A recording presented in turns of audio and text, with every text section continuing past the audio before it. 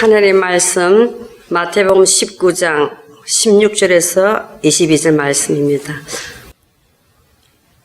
어떤 사람이 주께 와서 이르되 선생님이여 내가 무슨 선한 일을 하여야 영생을 얻으리이까? 예수께서 이르시되 어찌하여 선한 일을 내게 묻느냐? 선한 이는 오직 한 분이시니라. 내가 생명에 들어가려면 계명들을 지키라. 이르되 어느 계명이 오니까? 예수께서 이르시되 살인하지 말라, 간음하지 말라, 도둑질하지 말라, 거짓 증언하지 말라, 내 부모를 공경하라, 내 이웃을 내 자신과 같이 사랑하라 하신 것이니라. 그 청년이 이르되 이 모든 것을 내가 지켜 싸운데 아직도 무엇이 부족하니까? 예수께서 이르시되 내가 온전하고자 할진대 가서 내 소유를 팔아 가난한 자들에게 주라. 그리하면 하늘에서 보화가 내게 있으리라. 그리고 와서 나를 따르라 하시니 그 청년이 재물이 많음으로 이 말씀을 듣고 근심하며 가니라. 아멘. 마태복음 강의 115회차입니다. 오늘은 마태복음 19장 16절부터 22절의 말씀을 가지고 사랑이라는 제목으로 함께 나누기를 원합니다. 부제목은 근심하며 가니라입니다. 우리가 가끔 부르는 그 대중가요의 노래말 가사 중에 가장 많이 나오는 단어가 뭘까요? 아마도 사랑이라고 생각합니다. 유명한 나훈아의 사랑은 눈물의 씨앗. 어떻게 시작하죠? 사랑이 무엇냐고 물으신다면 눈물의 씨앗이라고 말하겠어요. 남궁옥분이 말한 사랑 누가 말했나? 대학 다닐 때 통기타 치면서 많이 불렀던 김현식의 사랑했어요 뭐 이런 노래들 있습니다. 대부분의 노래 가사에 사랑이 꼭 들어가 있죠. 한때 또 우리나라는 사랑이라는 이름으로 딸아이 이름을 짓기도 했습니다. 물론 남자아이 이름도 짓기도 했고요. 우리 교회 최석호 집사님, 김명선 집사님의 딸 이름이 사랑이고요. 우리나라의 성씨의 순서가 김, 이, 박, 최, 정 이렇게 되거든요. 그 중에 그 사랑이라는 이름이 없는 연예인이 하나도 없더라고요. 탤런트 김사랑, 영화감독 이사랑, 아나운서 박사랑, 가수 최사랑, 가수 정사랑. 이렇게 뭐 인터넷에서 사랑이라는 이름만 치면 우리가 알만한 사람들이 다 있습니다. 20대, 그러니까 우리 교회 같으면은 태양의 나이 또래에 단연코 관심 있는 단어가 뭐냐면 사랑이라는 단어죠. 이 사랑하고 사랑 때문에 울고 불고 또 사랑해서 연애하고 사랑해서 결혼까지 갑니다. 헤어지기도 하죠. 20대 이렇게 열정적인 사랑이 있다가 40대, 50대 또 60대 이렇게 돼가면 사랑이 시들해지긴 합니다. 하지만 여전히 사랑이 우리 삶 가운데 중요한 관심사입니다. 우리가 살아가는 인생은 곧 사랑의 시간이고요. 사랑하는 시간, 사랑받는 시간의 연속이라고 생각합니다. 오늘 설교는 이 사랑과 관련된 것입니다. 오늘 읽으신 본문을 신학자들은 어떻게 해석하냐면요. 이렇게 일반적으로 이렇게 해석합니다. 성도는 하늘의 보물을 얻기 위해 땅의 보물을 포기해야 한다. 그런가요? 성도는 하늘의 보물을 얻기 위해 땅의 보물을 포기해야 한다.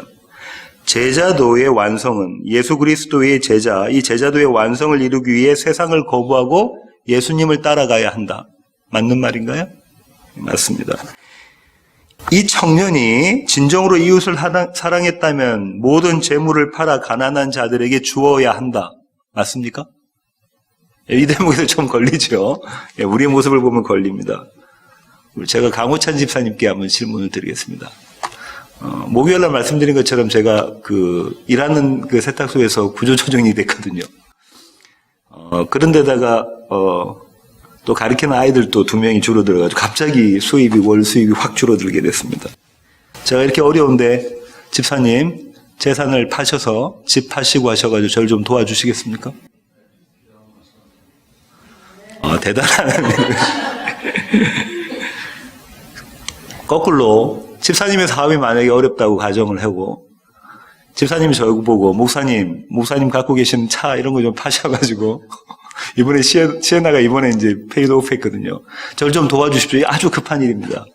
하면 제가 며칠 고민하겠지만 결론은 어떻게 내릴까요? 예. 집사님처럼 그런 반응을 못 보이죠. 신학자들은 말은 번듯하게 합니다. 그죠? 말은 번듯하게 합니다. 성도는 하늘의 보물을 쌓아야 되지 땅의 보물을 쌓는 사람이 아니다. 제자도의 완성은 세상을 거부하고 예수님을 따라가는 데 있다.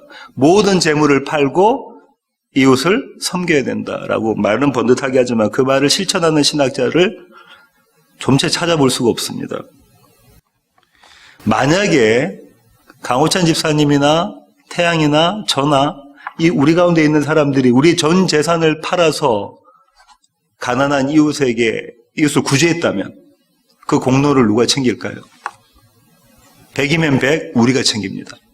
내가 팔아서 이렇게 했다고 하죠. 그 사람이 조금이라도 나한테 잘못하면 어떻게 되죠? 내가 언제 몇 월 며칠 날 몇 시에 이렇게까지 했는데 라고 이야기를 하게 되죠. 어디서 가장 많이 우리가 이 모습을 찾아볼 수 있죠? 부부싸움 할 때 가장 많이 찾아볼 수 있는 대목이 이 대목입니다. 우리 교회가 이제 11조에 대한 이야기를 말씀을 드렸잖아요. 11조는 의무로 지고 있는 것도 아니고 또 복을 이 땅에서 복을 받기 위해 수단도 아니고 그 11조가 상징하는 것이 누구라고 말씀드렸죠? 예수 그리스도시다. 예수 그리스도가 우리 11조가 되셔서 우리를 대표하시고 우리를 대신하셔서 십자가에 달리셨다라고 말씀을 드렸습니다. 이런 진리가 선포되어지면 그 다음에 우리는 어떻게 반응합니까? 그 의미를 알기보다 더 많이 헌금하시나요? 아니면 더 작게 헌금하시나요? 알기 전이나 알기 후나 알고 난 후나 우리에게 여전히 우리 하나님은 누구냐면 돈입니다. 누가 그렇다고요? 제가 그래요. 이것이 우리 모두의 모습입니다. 그죠? 이런 우리에게 신학자들이 지금 뭐라고 이야기하는 거냐면 하늘나라의 보물을 위해 이 땅의 보물을 팔아서 재산을 가난한 사람에게 나누라는 거예요. 오늘 본문의 병행 본문이 마가복음과 누가복음에 나오는데요. 마가복음 한번 먼저 보시겠습니다. 마가복음 10장 17절부터 22절입니다. 마가복음 10장 17절부터 22절. 예수께서 길에 나가실새 한 사람이 달려와서 꿇어 앉아 묻자오되 선한 선생님이여 내가 무엇을 하여야 영생을 얻으리까? 예수께서 이르시되 내가 어찌하여 나를 선하다 일컫느냐? 하나님 한 분 외에는 선한 이가 없느니라. 내가 계명을 안 하니 살인하지 말라, 간음하지 말라, 도둑질하지 말라, 거짓 증언하지 말라, 속여 빼앗지 말라, 내 부모를 공경하라 하였느니라.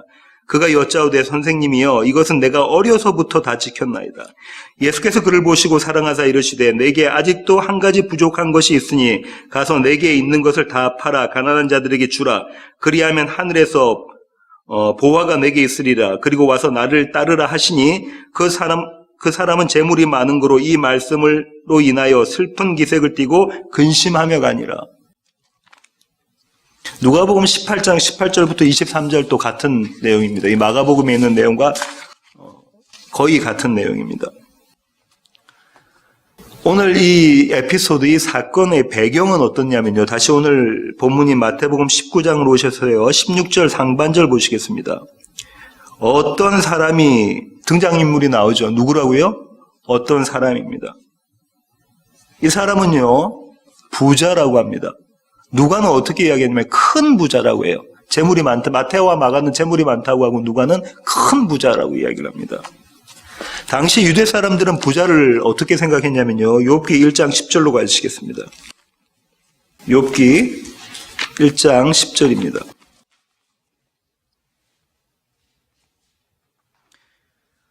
찾으셨으면 제가 한번 읽겠습니다. 주께서 그와 그의 집과 그의 모든 소유물을 울타리로 두르심 때문이 아니니까 주께서 그의 손으로 하는 바를 복되게 하사 그의 소유물이 땅에 넘치게 하셨음이니이다. 사탄이 욥을 하나님 앞에서 이렇게 고발하면서 뭐라고 이야기하는 거죠? 참수하면서 하나님이 복 내리셔서 그가 그렇게 부자로 살고 있는 거 아니냐. 당시 유대 사람들의 생각 가운데 있는 것은 복이라는 게 뭐라고요? 부라는 게 뭐고요? 하나님의 복, 하나님이 축복받았다 이렇게 생각하고 있는 겁니다. 그러면 이 사람은 지금 하나님께로 축복받은 사람이죠. 하나님께로부터 복을 받은 자입니다. 큰 부자입니다. 마태는 이 사람을 청년이라고 했어요.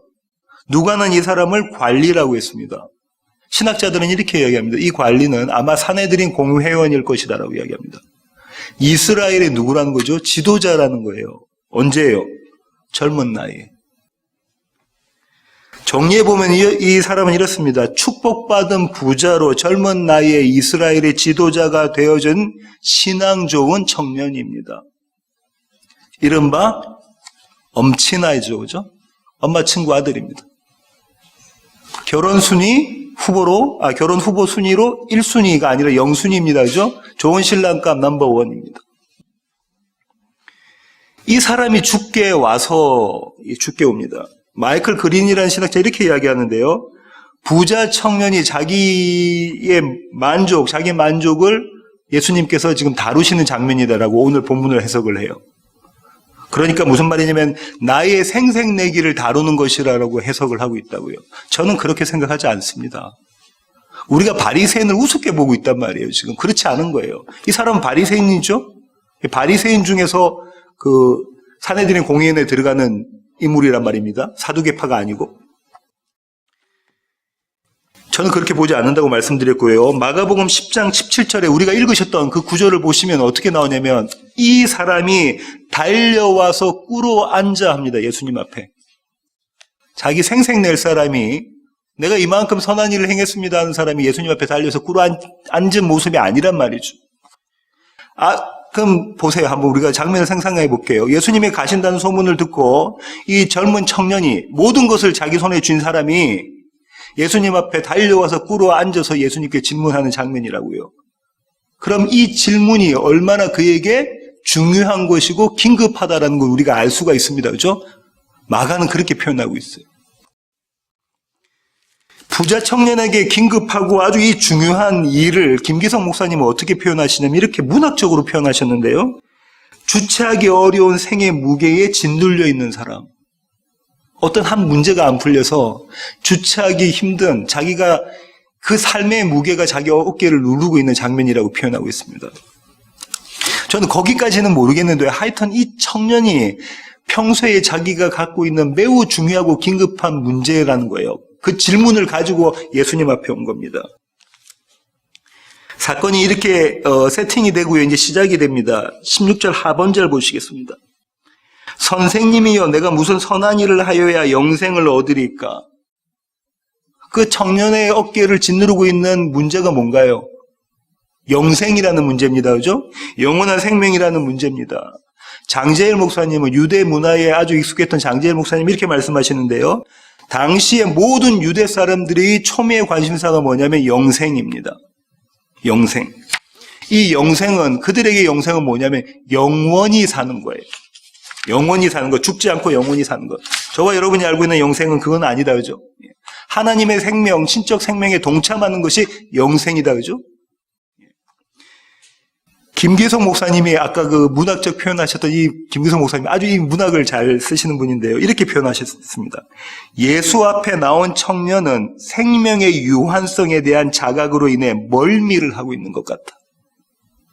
너무 그 생명의 유한성, 젊은 사람임에도 불구하고 모든 걸 자기 손에 쥔 사람은 딱 한 가지 못 준 게 있는데 그게 뭐라고요?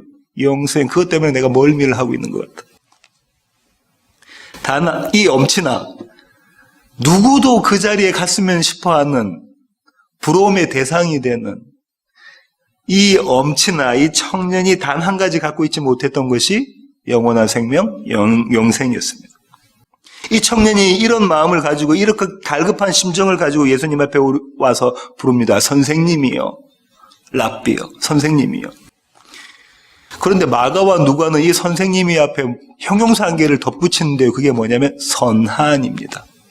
선한 선생님이요. 선한 선생님이요. 이렇게 덧붙입니다. 아까 말씀드렸던 장지엘 목사님이 이렇게 말씀하시는데요. 사람 앞에는 이 선한이라는 형용사를 쓸 수가 없습니다. 유대 사람들은, 히브리 사람들에게는. 선한이라는 게요. 헬라어로는 아가소스고요. 히브리어는 저와 여러분이 너무 잘 아는 선한임이 뭐죠? 선이? 토부입니다. 토부. 이 토부는 창세기부터 나오기는 토부다 그죠? 창세기 신학 주의 설교 때 계속 말씀드렸던. 오직 유일하게 하나님 앞에만 붙일 수 있는 것이 선함이라는 형용사인 거예요. 그래서 만약에 어떤 사람이 선한이라는 이야기를 자기가 자기 앞에 붙이면, 예를 들면 강호찬 지사님이 나는 선한 사람이야 이렇게 하면 어떻게 되냐면 유대 사회에서는 재판에 끌려가고 처형당합니다.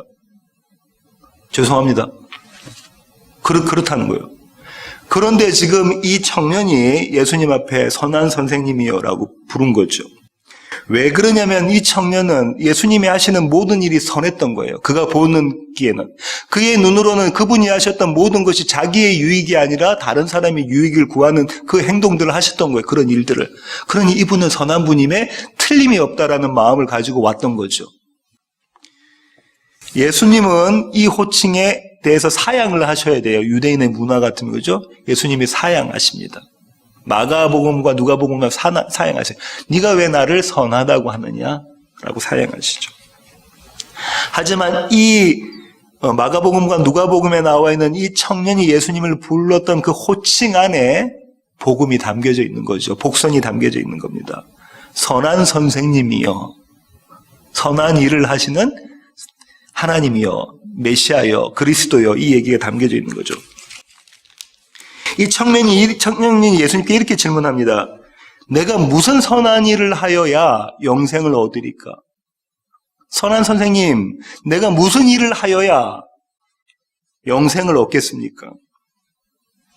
시작을 어떻게 하죠, 이 청년이? 나로부터 나오는 결과로 내 실력으로 어떻게 하면 내가 영생을 얻을 수 있겠습니까, 선생님?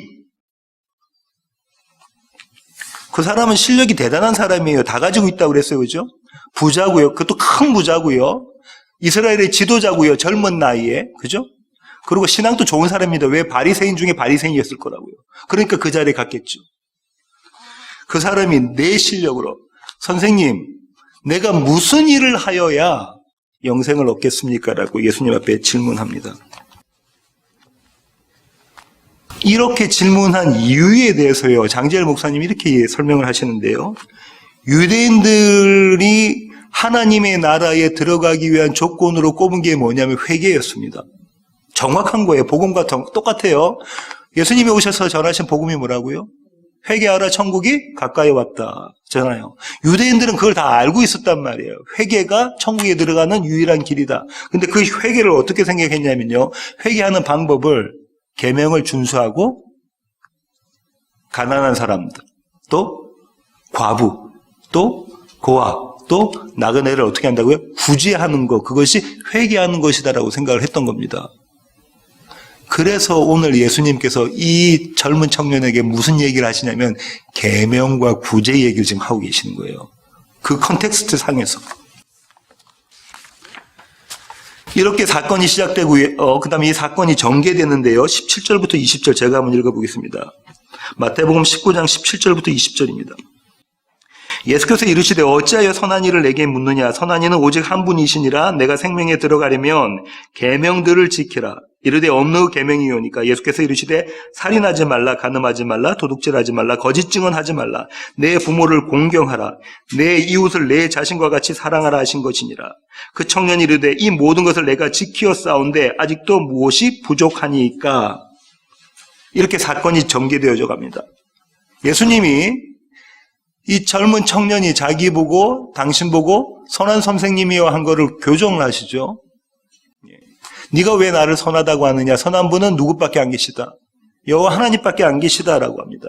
그래서 이 선함에 대한 호칭에 대한 것을 사양을 하시죠. 두 가지 이유가 있는데 한 가지는 뭐냐면 불필요한 오해, 유대 사회에서 불필요한 오해를 피하신 거고, 더 중요한 거는 뭐냐면 이 안에 아까 말씀드렸던 복선이 담겨져 있다는 거죠. 선한 일은 네 실력으로 할 수 있는 게 아니라 하나님이 하시는 거야. 선하신 하나님이 하시는 일이 선한 일이야. 하나님의 일이. 그 복선이 담겨져 있는 거죠. 네가 생명에 들어가려면 하고 예수님이 이제 영생에 대한 문제에 대한 답을 주십니다. 네가 영원한 생명, 영생을 누리려면, 네가 생명에 들어가려면 이렇게 해야 되는데, 그건 뭐냐면 계명을 지켜라는 겁니다. 계명을 지켜라. 레위기 18장 5절 보실까요? 18장 4절부터 5절 제가 한번 읽어보겠습니다. 너희는 내 법도를 따르며 내 규례를 지켜 그대로 행하라. 나는 너희의 하나님 여호와이니라. 너희는 내 규례와 법도를 지키라. 사람이 이를 행하면 그로 말미암아 살리니 나는 여호와이니라. 나는 여호와이니라 라고 하나님께서 말씀하시고 난 다음에 뭐라고 했죠? 너희가 살 수 있는 유일한 방법이 뭐다? 계명을 지켜라랍니다. 그래서 유대인들이 계명을 지키는 거예요. 그리고 구제를 한다는 거죠. 하나님의 말씀에 이렇게 써 있잖아요. 모세오경에.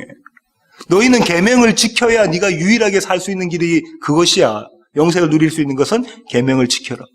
주님이 똑같이 말씀하십니다. 계명을 지켜라.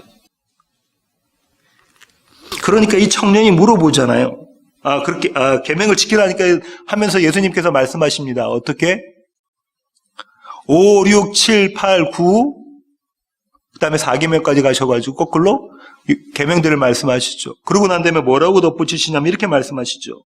내 이웃을 내 자신과 같이 사랑하라 하신 것이니라. 이건 전부 다 내 이웃을 내 자신같이 사랑하라는 것이다.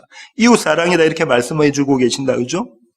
다시 레위기 19장 18절 보실까요?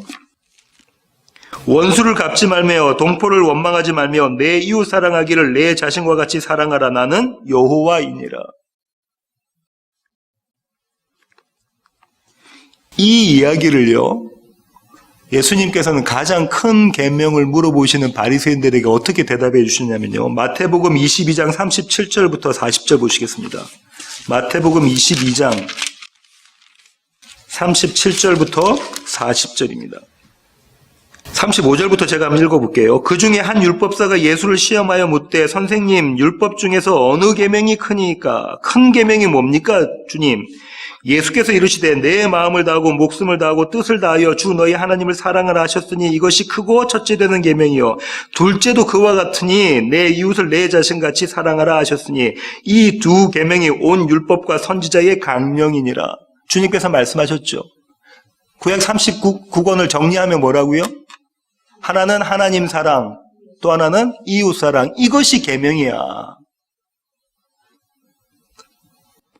구약에 있는 모든 선지자들이 이야기했던 얘기가 이거다. 율법과 선지자가 그 율법과 선지자가 이야기한 계명을 요약하면 이것이야. 하나님 사랑, 이웃 사랑.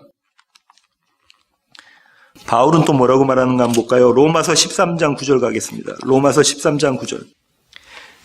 간음하지 말라, 살인하지 말라, 도둑질하지 말라, 탐내지 말라 한 것과 그 외에 다른 계명이 있을지라도 모든 계명은 내 이웃을 내 자신과 같이 사랑하라 하신 그 말씀 가운데 다 들어있느니라. 뭐라고요? 네 이웃을 네 몸처럼 사랑해. 이 안에 모든 것이 다 들어가 있다고 하는 거죠. 사랑은 이웃에게 악을 행하지 아니하나니 그러므로 사랑은 율법의 완성이니라. 이 사랑이 뭐라고 하죠? 율법을 완성하는 것이다. 이렇게 바울이 이야기하고 있죠. 바울이 정확히 꿰뚫고 있습니다. 구약 전체를. 그죠? 그렇게 계명을 지켜라라고 말씀을 하셨어요. 예수님이 이 젊은 청년한테. 그러니까 이 젊은 청년이 뭐라고 하냐면요. 이 모든 것을 제가 다 지켰습니다라고 대답합니다. 이 모든 것을 제가 다 지켰습니다. 그래서요. 이 대답에 대해서 그랜트 오스본이라는 유명한 신학자는 이렇게 얘기하는데요. 청년의 거짓 주장이다라는 거예요. 이 청년이 아주 거짓 주장을 하고 있다. 브루노라는 신학자는 이렇게 얘기합니다. 최고의 자기 확신과 보통 젊은 사람이 과장을 하잖아요. 젊은 사람 특유의 과장이다 이렇게 이야기를 해요. 저 그거 동의하지 않습니다. 저는 이 청년의 말에 절대적으로 신뢰를 줍니다. 내가 이것을 다 지켰습니다를 마가복음과 누가복음에서 뭐라고 이야기하냐면 이렇게 이야기하고 있는데요. 내가 어려서부터 지켰습니다. 내가 어려서부터 이 모든 것을 얘가 다 지켰습니다라고 이야기하고 있다고. 뭐라고요? 내가 어려서부터 이웃을 사랑했습니다. 하나님 사랑하고 이웃을 사랑했습니다라고 이야기하고 있다고요. 그래서 그 자리에 올라갈 수 있는 거예요. 바울이 이 얘기를 똑같이 합니다. 바울이요. 사도행전 26장 4절 한번 보실까요? 사도행전 26장 4절. 사도행전 26장 4절입니다. 내가 이 처음부터가 어려서부터예요. 좀 더 정확히 말하면 내가 태어나면서부터예요. 처음부터가. 내가 태어나면서부터 내 민족과 더불어 예루살렘에서 어렸을 때 생활한 상황을 유대인이 다 아는 바라. 일찍부터 나를 알았으니 그들이 증언하려 하면 내가 우리 종교의 가장 엄한 팔을 따라 바리새인의 생활을 하였다고 할 것이라. 바울이 뭐라고 하죠? 내가 태어나면서부터 율법을 다 지켜냈다라고 이야기하고 있잖아요. 빌립보서 3장 6절. 3장 5절부터 제가 한번 읽어볼게요. 나는 8일 만에 할례를 받고 이스라엘의 족속이요 베냐민 지파요 히브리인 중에 히브리인이요 율법으로는 바리새인이요 열심으로는 교회를 박해하고 율법의 의로는 뭐라고 하죠? 흠이 없는 자다. 바울이 자기를 뭐라고 이야기하냐면 율법으로는 내가 단 하나의 흠도 없는 자다라고 이야기를 합니다. 이 대답을 한 거예요. 이 젊은 청년이, 부자 청년이 와서. 제가 다 지켰습니다. 주님, 율법의 의로는 내가 단 하나의 흠도 없습니다. 태어나면서부터 제가 율법을 지켰습니다. 그래서 제가 바리새인의 공회원이 된 겁니다. 주님. 틀린 말이 아니잖아요. 신학자들이 이야기하는 그런 우스운 바리새인이 아니란 말이에요. 저와 여러분 견주어 볼 수도 없는 대단한 종교적인 열심을 가지고 하나님을 사랑하는 마음과 이웃을 사랑하는 마음으로 계명을 지켰던 자입니다. 이 자가. 율법으로는 최고의 의의를 가지고 있었던 자예요. 서기관과 바리새인의 의로는 어느 누구도 견줄 수 없는 최고의 의를 가졌던 자가 이 젊은 부자 청년입니다. 그 청년이 절규를 합니다. 뭐라고 절규를 하냐면 아직도 무엇이 부족하니까 선한 선생님이요 내가 다 지켰어요. 태어날 때부터 다 지켰는데 아직도 무엇이 부족하니까 뭐라는 거죠? 영생에 대한 확신이 없어요. 아직도 내가 뭐가 부족합니까, 주님? 그게 자기 어깨를 누르고 있는 거예요.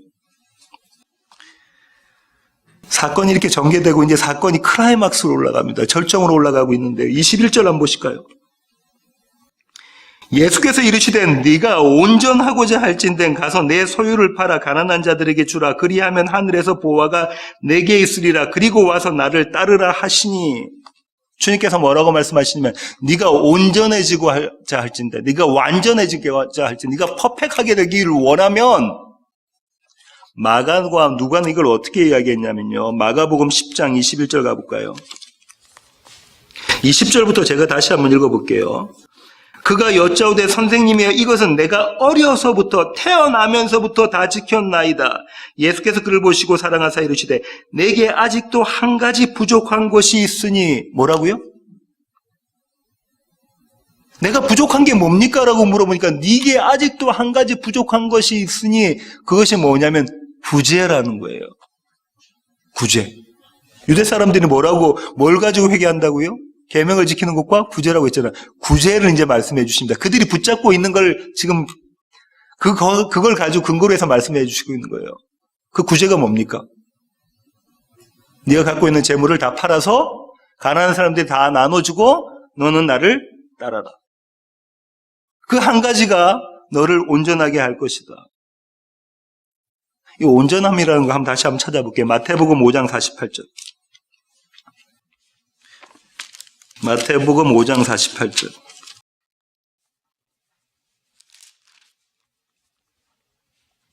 이미 우리가 산상수훈할 때 이야기를 했던 건데요. 그러므로 하늘에 계신 너희 아버지의 온전하심과 같이 너희도 온전하라. 어느 정도 온전해야 된다고요? 천국에 가려면 하나님처럼 온전해져라. 그러면 네가 천국 갈 거다. 이 얘기하고 계시는 거란 말이죠. 네가 온전할질 땐 제가 다 지켰습니다. 뭐가 저한테 부족할까요? 한 가지 부족한 게 있는데 그것은 하나님의 온전함이 너에게 있어야 되는 거예요. 너는 하나님의 온전함처럼 온전해져야 영생을 누릴 수 있는 거야. 이렇게 주님께서 지금 대답해 주고 계십니다. 이 일이 부자 청년에게 가능한 일입니까? 이 일은 부자 청년에게 가능하지 않은 일이죠. 그러면서 주님께서 말씀하신 게 뭐냐면 그 선한 일을 내게 알려줄게 라고 말씀하신 것이 이거라고. 네 소유를 다 팔아서 가난한 줄에게 갚아주라. 요한복음 5장 29절 보실까요?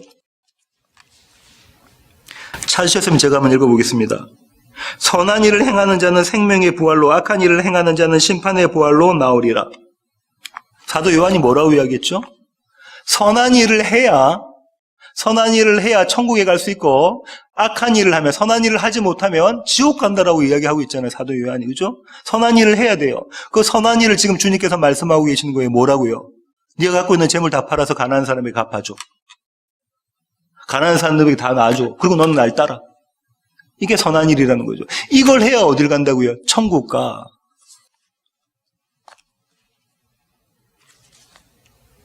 이게 네 이웃을 내 몸처럼 사랑하는 것이다. 가장 큰 계명, 서기관과 바리새인들이 원했던 가장 큰 계명, 이 계명이 완성되는 게 뭐라고요? 온전해지는 게 뭐라고요? 내가 갖고 있는 거 모든 거 팔아서 내 이웃에게 나눠주는 겁니다. 그리하면 하늘에 네 보화가 있을 것이다라고 이야기하고 계신다. 천국 상급론 이런 거 아닙니다. 그렇게 하면 하늘 보화, 이 하늘 보화가 뭡니까? 생명이잖아요. 이 생명이 누구시죠? 예수입니다. 예수로 충만한 것이죠. 첫사람 아담과 하에게 주셨던 첫 약속이 뭐죠? 첫 축복이 뭡니까? 생육하고 번성하고 땅에 충만하라. 땅을 정복하라. 뭘로? 생육 번성 충만은 뭐라고요? 씨에 대한 것이고 그 씨를 가지고 땅을 정복해. 너를 정복해. 예수 그리스도의 생명이 너를 정복할 때 너의 머리가 될 때 그것이 복이다라고 말씀하시는 거죠. 그게 하나님의 약속이다. 네 복 내가 만들어준다. 내가 지켜낸다. 그게 여호와 하나님, 엘샤다의 하나님, 전능하신 하나님이 하시는 거잖아요. 하늘나라에서 내가 다른 사람보다 신앙생활 열심히 해가지고 좀 더 높은 자리 가는 거 이런 거 다 만화 같은 얘기인 거예요. 그죠? 만화 같은 얘기입니다. 그리고 와서 나를 따르라고 지금 말씀하고 계세요. 그리고 와서 나를 따르라.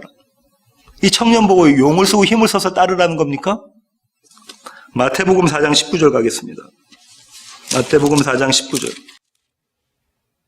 18절부터 제가 한번 읽어보겠습니다. 갈릴리 해변에 다니시다가 두 형제 곧 베드로라 하는 시몬과 그의 형제 안드레가 바다에 그물 던지는 것을 보시니 그들은 어부라. 바다에 그물 던지는 어부입니다. 말씀하시되 나를 따라오라. 이 단어가 그 단어죠. 지금 청년 보고 나를 따라오라 하는 그 단어입니다. 내가 너희를 어떤 사람으로 만든다는 거예요? 사람을 낚는 어부가 되게 하리라. 내가 사람 낚는 어부가 내 스스로 된다는 겁니까? 나의 열심과 나의 지혜로? 우리가 배워서 익히고 있는 내 제자도를 발휘하자는 겁니까? 내가 열심히 해서 하나님 예수님의 제자가 되기 위해서 내가 용을 쓰고 애를 쓴다는 겁니까? 아니요. 주님이 뭐라고 하시죠? 내가 너를 사람 낳는 업으로 만들어내겠다는 거예요. 내가 너를 내 제자로 만들어내겠다. 네가 아니고 네 실력이 아니고 선생님 내가 무슨 선한 일을 하여야 합니까? 라고 물을 때 네 실력이 아니고 내가 너를 그렇게 만들겠다. 선한 나의 일을 통해서 너를 그렇게 만들어내겠다라고 말씀하고 계시는 거잖아요. 이 일은 네 실력으로는 불가능한 일이야. 한번 볼까? 네 실력으로 가능한지 불가능한지 한번 볼까? 이렇게 주님께서 말씀을 하시는 거죠. 그리고 사건이 결말이 납니다. 22절 보실까요? 그 청년이 재물이 많음으로 이 말씀을 듣고 근심하며가 아니라 결말이 어떻게 되는 거죠? 네 실력으로는 영생 못 얻어. 네 실력으로는 나의 제자가 못 돼. 이렇게 말씀하고 계시는 거잖아요. 네 실력으로는 온전해질 수가 없어. 바로 이 젊은 청년이 최고의 의를, 세상의 의를 가진 이 청년이 하나님 사랑, 이웃 사랑을 내가 내 실력으로 할 수 있는 거를 가장 잘한 이 청년이 뭐라고 하는 겁니까, 지금? 근심하며 집으로 돌아갔다고 그래요. 왜요? 재물 때문에. 마가는요, 슬픈 기색을 띠고 집으로 돌아갔다고 하고요. 누가는요, 심히 근심하며 집으로 돌아갔다고 합니다. 왜요? 재물이 많기 때문에. 그래서 로버트 마운스라는 신학자가 이렇게 이야기해요. Unfortunately, 불행하게도 그는 부자였다는 거예요. 불행하게도 그는 큰 부자였다는 거예요. 그 신학자가 지금 우리한테 얘기하고 있는 거예요. 불행하게도 우리는 부자다라는 거예요. 불행하게도 우리는 큰 부자다라는 거예요. 그래서 우리는 심히 근심하며 집으로 돌아간다는 거예요. 뭐라고 하면요. 네 가진 것 다 팔아 가난한 사람에게 나누어 주고 내 이웃을 사랑하고 너는 나를 따르라 하면 우리는 100이면 100% 어떻게 한다는 겁니까? 근심하며 심히 근심하며 집으로 돌아가는 거예요. 왜요? 이 신학자 이야기처럼 unfortunately 불행하게도 우리가 부자이기 때문에 그렇습니다. 이 두 동사의 시제가요, 근심하며 가니라 하고 재물이 많다, 내가 많이 갖고 있다라는 이 동사의 헬라어 시제가 두 개 다 뭐냐면 미완료 동사예요. 그게 어떤 거냐면 계속 지속적으로 컨티뉴어스 하고 있는 컨셉을 갖고 있습니다. 계속 부자고 계속 근심하고 한다는 거예요. 물질적인 얘기만 하는 게 아니고요. 우리는 늘 부자라는 거예요. 항상 부자고 그 부자 때문에 재물이 많은 것 때문에 늘 근심하며 예수님의 말씀을 듣지 않고 간다는 거예요. 오늘 설교의 결론을 맺고자 하는데 결론도 좀 깁니다. 사도 요한이 교회에게 보낸 편지에 이 사랑에 대한 이야기가 있습니다. 이게 지금 계속해서 사랑 이야기를 주님이 해갖고 오시는 거잖아요. 무슨 사랑? 이웃 사랑에 대한 이야기를 하고 계시는 거잖아요. 요한일서 4장 7절부터 12절입니다. 이야기도 하죠. 사랑하는 자들아 우리가 서로 사랑하자. 이 찬양도 있습니다. 사랑은 하나님께 속한 것이니 우리에게 속한 게 아니라는 거죠. 사랑하는 자마다 하나님으로부터 나서 하나님을 알고 사랑하지 아니하는 자는 하나님을 알지 못하나니 이는 하나님은 사랑이심이라. 하나님의 사랑이 우리에게 이렇게 나타난 바 되었으니 하나님이 자기의 독생자를 세상에 보내심은 그로 말미암아 우리를 살리려 하심이라. 사랑은 여기 있으니 우리가 하나님을 사랑한 것이 아니요 하나님이 우리를 사랑하사 우리 죄를 속하기 위하여 화목제물로 그 아들을 보내셨습니다. 사랑하는 자들아 하나님이 이같이 우리를 사랑하셨으니 하셨은즉 우리도 서로 사랑하는 것이 마땅하도다. 어느 때나 하나님을 본 사람이 없으되 만일 우리가 서로 사랑하면 하나님이 우리 안에 거하시고 그의 사랑이 우리 안에 온전히 이루어지느니라. 사도 요한이 이렇게 이야기해요. 성경 66권은 10가지 계명으로 요약이 되는데 그게 10계명이죠. 그 10계명은 2가지 계명으로 요약됩니다. 하나님 사랑, 이웃 사랑. 큰 계명. 그 2가지 계명은 하나로 요약되는데 그게 뭐냐면 서로 사랑해라라는 거죠. 서로 사랑해라. 뭐라고 이야기냐면 만일 너희가 서로 사랑하면 우리가 서로 사랑하면 어떻대요? 하나님의 사랑이 우리 가운데 온전해지는 것이다. 하나님 우리 안에 거하시고 하나님의 사랑이 우리 가운데 온전해지는 것이다. 이 완전해지는 것이다 라고요. 퍼펙션에 대한 말씀을 하고 계신다고요. 그렇다면 어떻게 온전해질 수 있을까요? 어떻게 선한 일을 할 수 있을까요? 어떻게 우리는 사랑하고 싶잖아요. 어떻게 선한 일을 할 수 있을까요? 내가 무엇이 부족합니까? 내가 무슨 선한 일을 하여야 합니까? 로는 안 된다는 거잖아요. 13절 보실까요? 요한 1서 4장 13절. 그의 성령을 우리에게 주심으로 우리가 그 안에 거하고 그가 우리 안에 거하시는 줄을 우리가 아느니라. 뭐라고요? 무엇으로? 그의 성령으로. 하나님의 영으로. 그리스도의 영으로 너희가 사랑할 수 있다는 거죠. 그의 사랑이 우리 가운데 계실 때 우리가 사랑해낸다라는 거죠. 그죠? 이 온전하다라는 말이 창세기에서 쓰였죠. 우리 창세기 주의 설교 때 말씀드렸습니다. 그죠? 언제 쓰였습니까? 이게 온전하라 이라는 말이 언제 처음 쓰였죠? 누가 누구에게 말씀하실 때? 하나님이 누구에게? 아브라함에게. 이스라엘의 조상 아브라함에게. 저와 여러분에게 말씀하시는 그 장면입니다. 그죠? 창세기 17장 1절부터 8절입니다. 아브라함이 99세 때에 여호와께서 아브라함에게 나타나사 그에게 이르시되 나는 전능한 하나님이다. 히브리어는 뭐라고요? 엘샤다이라고 말씀드렸다죠? 엘샤다이 하나님이다. 너는 내 앞에서 행하여 어떻게 하라? 완전해라. 온전해라. 내가 내 언약을 나와 너 사이에 두어 너를 크게 번성하게 하리라 하시니 아브라함이 엎드렸더니 하나님이 또 그에게 말씀하여 이르시되 보라 내 언약이 너와 함께 있으니 너는 여러 민족의 아버지가 될지라. 이제 후로는 내 이름을 아브라함이라 하지 아니하고 아브라함이라 하리니 이는 내가 너를 여러 민족의 아버지가 되게 함이니라. 내가 너로 심히 번성하게 생육번성 땅에 충만하게 하리니 내가 내게서 민족들이 나게 하며 왕들이 내게로부터 나오리라. 내가 내 언약 여호와 하나님의 언약을 나와 너 및 내 대대 후손 사이에 세워서 영원한 언약을 삼고 너와 내 후손의 하나님 여호와 하나님이 되리라. 내가 너와 내 후손에게 내게 거류한 이 땅 곧 가나안 온 땅을 주어 땅을 정복하는 영원한 기업이 되게 하고 나는 그들의 하나님이 되리라. 여호와 하나님께서 아브라함에게요. 이 아브라함은 지금 누구 때문에 기뻐하죠? 첫 아들 누구 때문에? 이스마엘 때문에 기뻐하고 있죠. 이건 자기 실력으로 생산해낸 아들입니다. 그죠? 누구와요? 이 부자 청년이 내가 어려서부터 다 지켰습니다 하는 거라고요. 내가 그걸 다 내 실력으로 만들어냈어요. 내 지혜로 만들어냈어요. 내 힘으로 만들어냈어요. 그런 그에게 하나님 찾아주셔서 너는 한 가지가 부족한데 그 한 가지가 이 한 가지가 이 하나 얘기하는 게 아닌 거 아시죠? 한 가지가 부족한데 그 한 가지가 뭐냐면 너는 내 앞에서 온전해져. 그 온전해지는 게 뭐죠? 네가 가지고 있는 거 다 팔아버려. 이 시험을 나중에 하십니다. 그죠? 모리아산에서 네가 가지고 있는 거 다 팔아버려 라고 말씀하시는데 그 하나님이 뭐라고 지금 말씀하시냐면 그렇게 해서 아브라함 보고 뭘 하라고 하십니까? 뒤에 할례라는 게 나오는데 그 할례는 예수 그리스도의 십자가 죽으심을 설명하시는 거니까 지금 아브라함이 뭘 해내야 되는 거예요? 아니요. 엘샤다의 하나님이 전능하신 하나님이 뭐라죠? 내가 너를 이렇게 하겠다, 내가 너를 이렇게 하겠다, 내가 너를 이렇게 하겠다라고 말씀하고 계시잖아요. 내가 너를 생육번성 땅의 충만 땅을 정복하게 만들어내겠다. 내가 너를 교회로 만들겠다. 내가 너를 그리스도의 신부로 만들어내겠다라고 지금 말씀하고 계시잖아요. 이게 뭐라고요? 온전해지는 겁니다. 너는 내 앞에서 행해서 완전해라. 그래야 하나님의 생명, 영생을 누릴 수 있다. 하나님의 나라에 들어갈 수 있다라고 지금 말씀하고 계시는 거라고요. 온전이라는 단어가 헬라어로는 텔레이오스인데요. 동사로 이게 명사인데 동사는 뭐냐면 텔레오예요. 텔레오 하면 기억나시는 단어가 없습니까?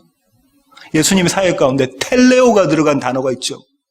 언제 완전해져요? 십자가에서. 예수님께서 십자가에서 마지막에 하셨던 말씀이 뭡니까? 다 이루었다. 헬라어로 뭡니까? 테텔레스타이. 다 이루었다라고 하시는 거예요. 이게 온전해진 거다라는 거 말씀해 주시는 거예요. 내가 이웃사랑을 이렇게 한 것이다. 내가 내 가진 거 다 내어서 너희를 부하게 만들어냈다. 내가 내 재물을 다 팔아서 너에게 줬다라고 말씀하고 계시는 거예요. 테텔레스타이. 온전해졌다. 십자가 사랑이 뭐라는 거예요? 영생 가는 길이라는 거예요. 네가 할 수 있는 게 아니라 십자가의 사랑만이 영생으로 가는 유일한 길이다. 내가 죽어 너를 살려내는 거 그거야. 그것이 선한 일이야. 그것이 하나님의 일이야. 그 진리를 아는 것이 영생하는 길이야. 요한복음 17장 3절입니다. 17장 계속 펴놓으시고요. 3절 영생은 곧 유일하신 참 하나님과 그가 보내신 자 예수 그리스도를 뭐하는 거라고? 아는 것이다. 아멘이십니까? 다른 어떤 것도 아니고 영생은 뭐라고요? 예수 그리스도를 통해서 여호와 하나님을 알고 그를 예수 그리스도를 믿는 것 그것이 영생입니다. 요한복음 5장 6장 계속 가서 하나님의 일을 뭐라고 하죠?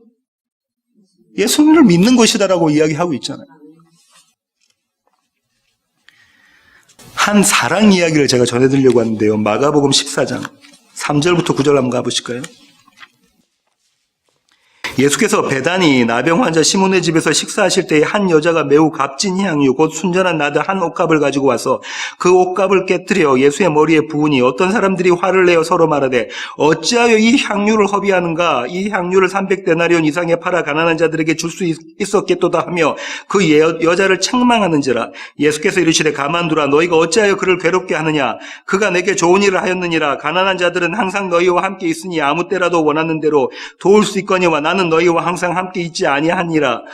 그는 힘을 다하여 내 몸에 향유를 부어 내 장례를 미리 준비하였느니라. 내가 진실로 너에게 이르노니 온 천하에 어디서든지 복음이 전파되는 곳에 이 여자가 행한 일도 말하여 그를 기억하리라 하시니라.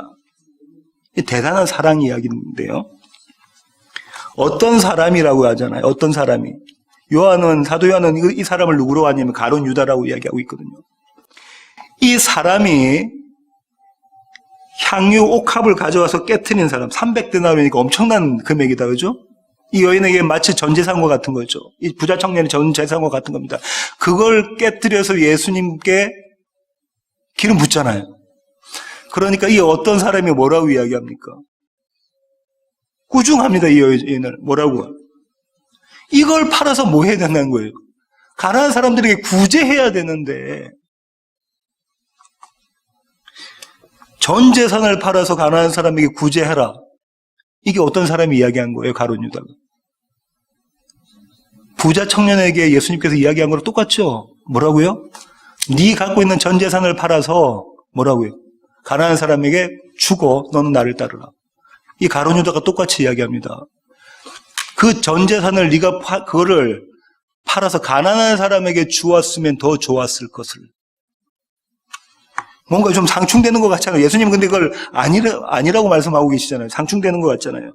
예수님의 답변은 뜻밖인데 그 뜻밖이 뭐냐면 가난한 자들은 항상 너희와 함께 있다라는 거예요. 지금 주님은 뭐라고 이 어떤 사람에게 이야기하고 계시냐면 너희의 구제는 그런 것이야. 너희의 것이 아니라 남의 것으로 다른 사람을 구제하려고 하는 것, 그것이야. 너 구제해, 너 구제해, 너 구제해라는 거예요. 내가 구제하는 게 아니야. 내 전 재산을 파는 게 아니라 강호천 집사님이 전 재산 팔아서 구제하십시오. 강민희 집사님이 전 재산 팔아서 구제하십시오. 태양아 전 재산 팔아서 구제해. 이런 구제가 너희가 하는 구제라는 거예요. 나의 전 재산을 팔아서 구제하는 게 아니라. 그런데 지금 뭐라고 하냐면 이 여인은 어떻게 했다는 거예요? 자기의 전 재산을 팔아서 구제하고 있는 거예요, 지금. 자기의 전 재산을 팔아서 구제하고 있습니다. 그죠? 구제하고 있습니다. 뭘 기념하고 있는 겁니까? 예수 그리스도의 십자가, 사망, 죽음. 이걸 온전해지는 것, 이걸 지금 기념하고 있는 거예요. 온전해지는 것을 지금 묘사하고 있는 거라고, 이 그림이라고요. 이 여인이 지금 하고 있는 게. 나의 전 재산을 팔아서 나의 모든 것을 팔아서 온전해지는 것, 계명을 이루는 것, 구제하는 것, 이거 그림을 그리고 있단 말이에요, 여기에서. 어떤 사람이 이 여인처럼 행동할 수 있냐면요. 나에게 베풀어 주신 은혜를 아는 사람이 할 수 있습니다. 내가 어떤 자였는데 주님께서 나를 용서해 주셨다라는 걸 아는 것이죠. 내 오라버지를 살리셨다는 걸 아는 자. 죽었던 내 오라버지를, 죽어서 날이나 지나서 냄새가 펄펄 나는 그 오라버지를, 사망 가운데 있는 오라버지를, 나를 살리셨다는 것을 아는 자가 이렇게 할 수 있는 겁니다. 예수의 십자가 사랑으로 사랑해내는 모습인 거예요, 이게 지금. 이 여인의 실력이 아닙니다. 예수의 십자가의 사랑으로 사랑해내는 거예요. 예수님 뭐라 했어요? 나의 장래 때문에 그런다고 하시잖아요. 예수님이 지금 이렇게 말씀하시는 겁니다. 이 어떤 사람 가룟 유다에게 선한 일이 무엇이냐고? 영생을 얻는 일이 무엇이냐고? 이 여인이 한 일이야. 이 여인은 복음이 선포되어질 때마다 이 여인이 들먹거려질 거다. 복음이 선포되어질 때마다 이 여인이 따라 선포되어질 것이다. 왜요? 십자가 사랑으로 사랑했기 때문에 그런 거잖아요. 자기의 사랑이 아니라 십자가의 사랑으로 사랑했기 때문에. 그걸 갖고 뭘 이룬 것입니까? 서로 사랑하라를 이루어냈잖아요. 그게 뭡니까? 테텔레스타이드, 온전해지는 것이다라고 말씀했잖아요. 하나님이 온전한 것처럼, 여호와 하나님이 온전한 것처럼 너희가 온전해져라. 이게 이루어진 거예요, 여기서. 내가 너희를 이렇게 서로 사랑하는 자로 만들어낼게. 제자도 너희의 실력으로 되는 게 아니라 내가 너희를 이렇게 만들어낼게. 마가복음으로 다시 가셔서요. 마가복음 10장 한번 보실까요? 오늘 마태복음 19장에 있던 그 설교의 본문과 병행구 본문인 마가복음 10장에서 제가 주목한 한 단어 있는데요. 이 부자 청년이 와서 이렇게 이야기하고 있거든요. 내가 어려서부터 다 지켰습니다, 주님. 그런데 뭐가 부족합니까? 내가 어려서부터 다 지켰습니다라고 할 때 주님께서 대답하시기 전에 이 부자 청년을 바라보시는 눈길이 있어요. 시선이 있어요. 마가복음 10장 21절 보세요. 예수께서 그를 보시고 뭐라고 합니까? 사랑하사 이르시되. 어떻게 해요? 사랑하사. 이게 헬라어로 아가파거든요. 이게 우리가 잘 아는 아가페예요. 사랑하사 이르시되 재물 다 팔아. 구제하고 넌 날 따라. 사랑하시면서 하시는 거예요. 우리는 어떻게 생각하냐면 바리새인이 예수님하고 대척점에 있어가지고 이 사람들을 멀리하시고 그 바리새인을 사랑해내시는 하나님이신 거죠. 주님이신 겁니다. 그래, 여전히 너에게 부족한 게 있구나. 너는 사랑을 모르고 있구나. 입으로 사랑한다, 사랑한다 하면서 넌 사랑을 모르고 있구나. 사랑이 이런 것이야 하면서 사랑하사 그에게 말씀하시되 네 가진 거 전부 다 팔아. 가난한 사람에게 주고 서로 사랑하고 너는 나를 따르라.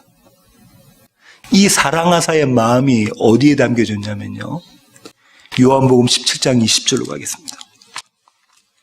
요한복음 17장 20절입니다.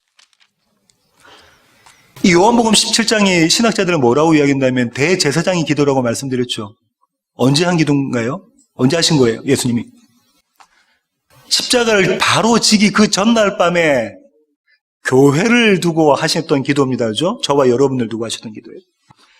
내가 비옵는 것은 이 사람들만 위함이 아니요 또 그들로 말미암아 그들의 말로 말미암아 나를 믿는 사람들도 위함이니 아버지요 아버지께서 내 안에 내가 아버지 안에 있는 것 같이 그들도 다 하나가 되어 우리 안에 있게 하사 세상으로 아버지께서 나를 보내신 것을 믿게 하옵소서. 내게 주신 영광을 내가 그들에게 주었사오니 이는 우리가 하나가 된 것 같이 그들도 하나가 되게 하려 함이니이다. 곧 내가 그들 안에 있고 아버지께서 내 안에 계시어 그들로 무엇을 이루어 온전함을 이루어 하나가 되게 하려 함은 아버지께서 나를 보내신 것과 또 나를 사랑하심 같이 그들도 사랑하신 것을 세상으로 알게 하려 함이로소이다. 아까 요한의 서신서하고 똑같은 내용이죠. 지금 예수님께서 뭐라고 이야기하시냐면 십자가를 지시기 전에 저와 여러분을 위해서 교회를 위해서 아버지와 내가 하나인 것처럼 저들도 하나가 돼서 우리 삼일체 되신 하나님과 하나 되어져서 그들이 서로 사랑하게 하셔서 온전함을 이루게 하세요. 이걸 기도하고 계십니다. 언제요? 십자가 지시기 전에요. 새벽 되면 붙잡혀 가십니다. 그죠? 밤에 붙잡혀 가셔서 새벽에 재판받고 이렇게 하시잖아요. 이제 그날 돌아가실 거예요. 십자가 지기 바로 전날 누구를 위해서 하신다고요? 교회를 위해서. 아버지, 저들이 서로 사랑하게 해주세요. 뭘로? 하나님의 영으로. 이 마음을 가지고 이 부자 청년을 보시며 사랑하세요. 이 사랑으로 부자 청년을 보시면 사랑하사 네 가진 재물 다 팔아. 내가 네가 가진 재물 다 팔게 해줄게. 그렇게 너는 나를 반드시 따르게 만들어낼게. 그렇게 생육번성 땅에 충만하게 해줄게. 땅을 정복하게 해줄게. 오직 여호와 하나님만이 참 하나님을 네 입술로 고백하게 만들어줄게. 이게 하나님의 열심이고 하나님의 사랑입니다. 부자 청년을 바라보시면서 사랑하셨던 이 사랑이요. 지금 똑같이 한 점도 흐트러짐 없이 저와 여러분을 바라보시는 예수님의 시선입니다. 그분이 지금 또 저와 여러분을 위해서 겟세마네 동산에서 기도하신 것처럼 저희를 위해서 중보해서 기도해 주신다고요. 너희를 내가 꽉 붙잡고 있겠다. 우리는 항상 뭘 외치냐면 주님 제가 어려서부터 다 지켰나이다. 무엇이 제게 부족합니까? 그러지 않습니까? 헌금하고 선교 다니고 봉사하고 헌신하고 저와 또 김 목사님 같은 목회하고 주님 제가 어려서부터 주님께서 말씀하신 거 다 지켰습니까? 지켰습니다. 도대체 뭐가 부족합니까 제게? 그걸 연신 외치고 있는 우리를 보시고 주님께서 사랑의 마음을 가지고 우리를 그 청년을 봐주시고 사랑하는 마음으로 이에 가진 것 다 팔아 가난한 사람에게 주고 와. 이 일을 만들어내신다고요. 주님은 날마다요 이 명령을 받으면 근심하며 가는 우리를 무엇 때문에? 우리가 가진 재물이 너무 많아서 큰 부자라서 근심하고 가는 우리에게 근심할 수밖에 없는 우리에게 당신의 테텔레스 타이의 사랑 온전해지는 것 그보다 더한 것이 없는 꽉 찬 온전함으로 그 십자가의 사랑으로 가득 채우셔서 내 모습을 보게 하시고요. 내 이웃의 모습을 보게 하십니다. 누가 사랑할 수 있냐고요? 내가 어떤 자인지를 아는 사람이 다른 사람을 사랑할 수 있는 겁니다. 누구처럼요? 향유 옥합을 깨트린 자처럼, 그 여인처럼. 내가 어떤 사람인 줄 모르는 사람은 사랑 못해요. 입술로만 사랑하는 거죠. 사랑의 흉내만 내는 거죠. 이 부작청이 했던 것처럼. 그 테텔레스타이의 사랑으로, 온전함의 사랑으로 주님은 저와 여러분이 서로 사랑하게 만들어 가십니다. 이 사랑으로 사랑하시는 세워지는 교회 모든 가족 되기를 원합니다. 기도하시겠습니다. 주님, 그렇습니다. 하나님, 우리는 이 부자 청년처럼, 아니 부자 청년의 발꿈치에도 따라가지 못하는 우리의 의의를 가지고 주님 앞에 되어듭니다. 도대체 주님, 제가 부족한 게 무엇이 있습니까? 라고 주님 앞에 되어듭니다. 하지만 그때의 주님은 십자가를 지시기 전에 그 사랑을 가지고, 그 십자가의 사랑을 가지고 우리를 위해서 중보하시며 우리에게 말씀해 주고 계십니다. 네 가진 것 다 팔아 가난한 사람에게 나누어 주라. 하나님, 우리의 실력으로는 이 일이 불가능하지만 예수 그리스도의 십장으로 이 일이 우리 가운데 가능해질 것을 저희들이 압니다. 주님, 이 사랑이 우리에게 있기를 원합니다. 이 사랑을 세상에서, 이웃에서 전하는 자들 되게 하여 주시옵소서. 십자가의 그 사랑의 전달자가 되어지는 우리 교회 모든 지체들 될 수 있도록 저희들을 그렇게 붙잡아 주시옵소서. 이제는 우리 주 예수 그리스도의 놀라우신 구원의 은혜와 하늘 아버지의 크고 극진하신 사랑과 우리 안에서 십자가의 사랑을 완성해 가시는 성령님의 충만하심이 이제 주님 앞에 머리 숙인 세워지는 교회 모든 지체들 머리 위에 이제로부터 영원토록 함께 하시기를 예수 그리스도의 귀하신 이름으로 간절히 축원하옵나이다. 아멘.